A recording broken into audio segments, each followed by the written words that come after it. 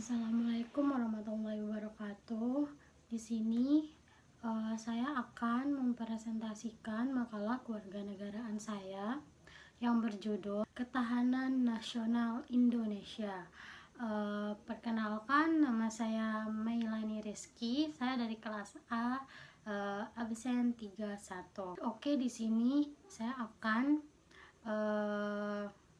memberikan apa yang saya tulis di dalam makalah saya tersebut itu, atau saya akan menyampaikan apa yang saya tulis di dalam masalah tersebut. Yang pertama itu di makalah satu ada kata pengantar, terus ada pendahuluan dan latar belakang.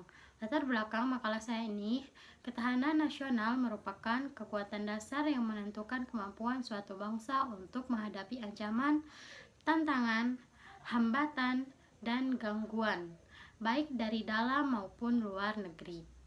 Indonesia sebagai negara yang memiliki posisi strategis dan keragaman sosial budaya menghadapi berbagai bentuk tantangan yang kompleks. Tantangan tersebut meliputi aspek ideologi, politik, ekonomi, sosial, dan budaya, pertahanan, dan keamanan. Globalisasi membawa dampak positif berupa kemajuan teknologi dan informasi, tetapi juga menghadirkan ancaman terhadap identitas nasional, kedaulatan ekonomi, serta keamanan negara. Arus informasi yang cepat dan tidak terbentung dalam mempengaruhi pola pikir masyarakat dan mengancam nilai-nilai Pancasila. Oleh sebab itu, ketahanan nasional harus terus diperkuat sebagai benteng yang menjaga keutuhan NKRI. Oke, sekarang di sini saya akan membacakan rumusan masalah yang ada di dalam makalah saya. Rumusan masalah yang ada di dalam makalah saya itu ada 5. Yang pertama, apa yang dimaksud dengan ketahanan nasional Indonesia? Yang kedua, bagaimana sejarah dan perkembangan konsep ketahanan nasional? Yang ketiga, apa saja unsur dan asas ketahanan nasional Indonesia? Yang keempat, ancaman apa yang dihadapi dalam menjaga ketahanan nasional? Yang kelima, bagaimana strategi memperkuat ketahanan nasional di era globalisasi? Di sini ada tujuan penulisan makalah saya. Tujuan penulisan makalah saya itu di sini saya hanya menulis 5 tujuan.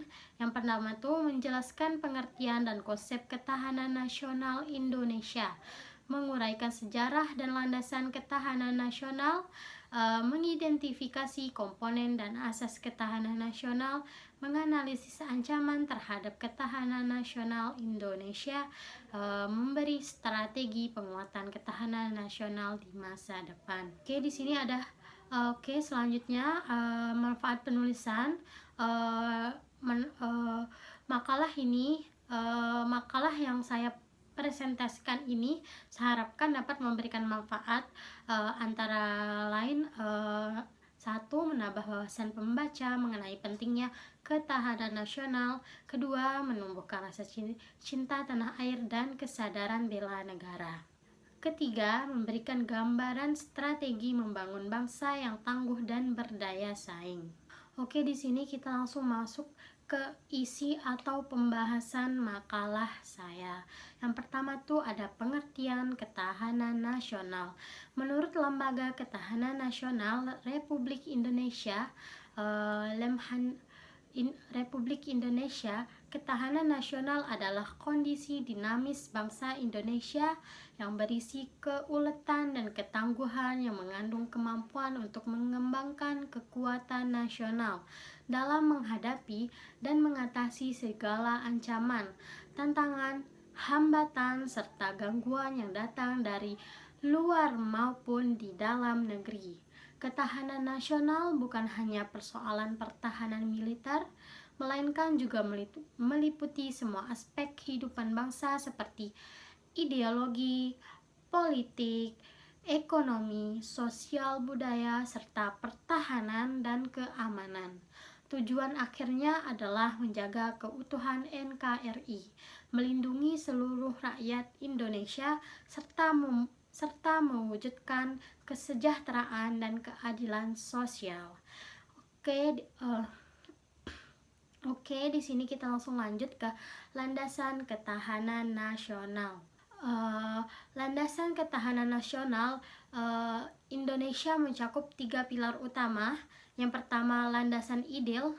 Yang kedua, landasan konstitusional. Yang ketiga, landasan visional.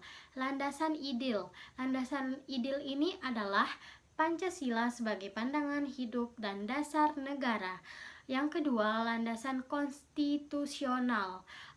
Ada yang pernah dengar apa itu landasan konstitusional? Landasan konstitusional adalah UUD 1945 sebagai kerangka hukum negeri. Dan landasan visional yang terakhir, ada yang pernah dengar di sini teman-teman? Landasan visional itu adalah wawancara Nusantara yang menegaskan kesatuan wilayah dan bangsa. Nah, selanjutnya ini ada sejarah perkembangan ketahanan nasional Indonesia. Konsep ketahanan nasional mulai berkembang pada masa pasca kemerdekaan, ketika Indonesia menghadapi berbagai bentuk ancaman seperti pemberontakan dan tekanan dari luar negeri. Pada masa Orde Baru, konsep ketahanan nasional diformalkan melalui pendidikan dan kebijakan pemerintah dengan tujuan menjaga stabilitas dan pembangunan nasional setelah reformasi. Konsep ini mengalami penyesuaian agar lebih demokratis dan relevan dengan tantangan global. Selanjutnya ada konsep Anstagatra. Konsep Anstagatra ini mungkin kita kita kayak belum pernah dengar ya. Di sini saya akan menjelaskan konsep Anstagatra itu seperti apa.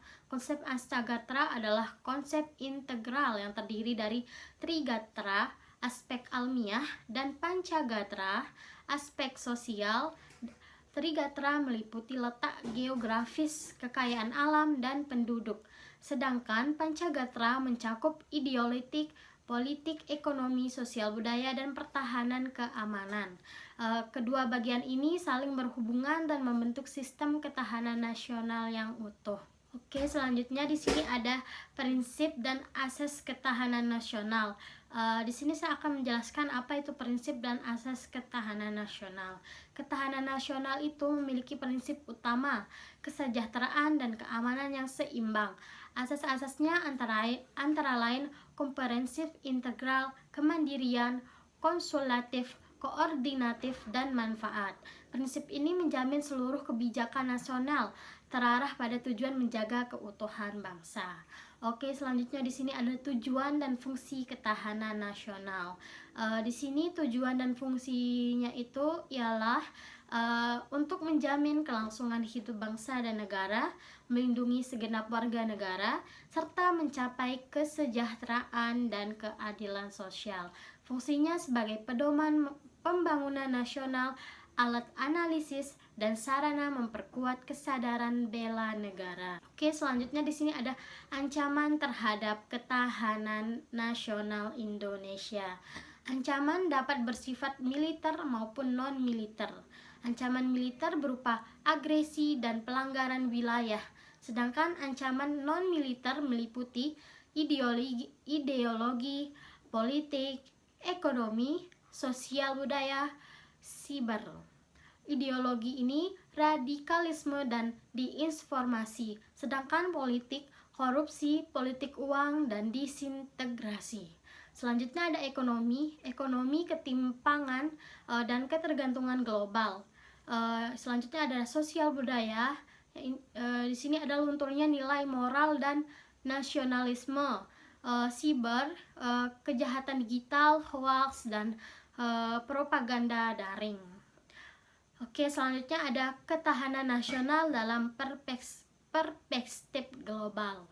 Dalam konteks global, ketahanan nasional dipengaruhi oleh politik dan ekonomi dunia. Indonesia harus menjaga keseimbangan hubungan internasional, memperkuat diplomasi bebas aktif, dan memanfaatkan kerjasama regional seperti ASEAN untuk memperkuatkan posisi strategisnya di Asia Tenggara. Di sini ada strategi penguatan ketahanan nasional. Di makalah saya ini ada beberapa strategi penting. Yang pertama itu ada berupa penguatan karakter dan pendidikan Pancasila. Yang kedua ada modernisasi pertahanan nasional. Yang ketiga ada kemandirian ekonomi berbasis sumber daya lokal. Yang keempat ada penguatan sistem siber nasional. Yang kelima pemberantasan korupsi dan peningkatan transformasi pemerintah. Oke, di sini selanjutnya ada peran generasi muda dalam ketahanan nasional.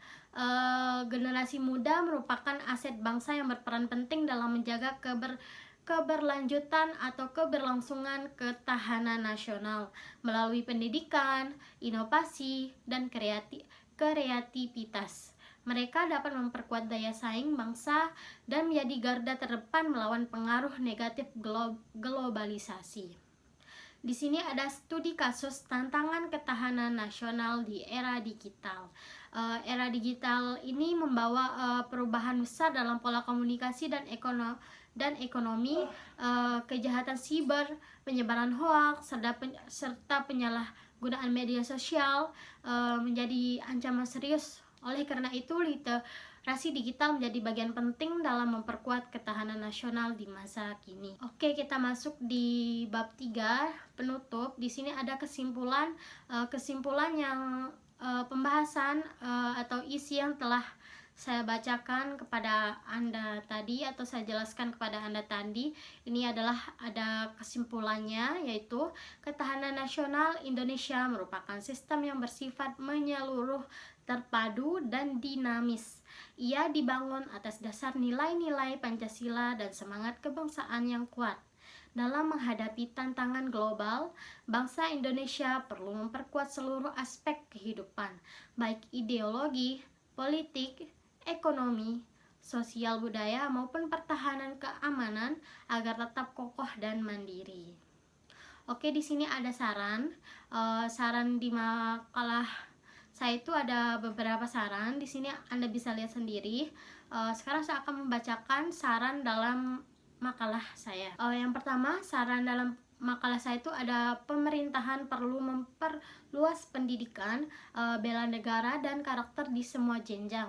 Yang kedua, ada generasi muda harus aktif menjaga nilai Pancasila dan identitas nasional.